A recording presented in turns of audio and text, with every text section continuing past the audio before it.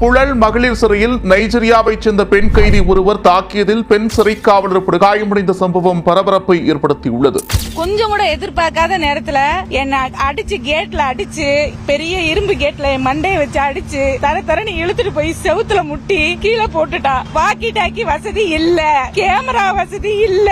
Walkie டாக்கில நான் அத்தனை தடவை சொல்றேன், ஒரு வாக்கி டாக்கி இருக்கு, வாக்கி டாக்கியை ரிசீவ் பண்ண யாருமே கிடையாது. தயவு செய்து சிறைத்துறை தலைவர் அவர்கள் அவங்களுக்கு சப்போர்ட் பண்றது, வெளிநாட்டு சிறைவாசிகளுக்கு சப்போர்ட் பண்றதை நிறுத்தணும். எதுனாலும் அவரு போனை வாங்கியே, சிறைத்துறை தலைவர் கிட்ட போன் வாங்கி அவ போன் பண்றான். வெளிநாட்டு பிரிசனர்களுக்கு மட்டும் முக்கியத்துவம். அப்புறம் கேக்குறேன், வெளிநாட்டு பிரிசனர்களுக்கு மட்டும் எதுக்கு பியூட்டி பார்லர்? ஜெயிலுக்குள்ள எதுக்கு பியூட்டி பார்லர்? அங்க போற இங்க போறேன்னு எல்லாரும் வெளியே திரியுறாங்க. அவங்க கிட்ட என்ன பொருள் இருக்குன்னு இன்ன வரைக்கும் சர்ச்சிங் டியூட்டின்னு கையெழுத்து வாங்குறாங்க. சர்ச்சிங் வெளிநாட்டு சிறைவாசிகளை பண்ணுனாங்களா?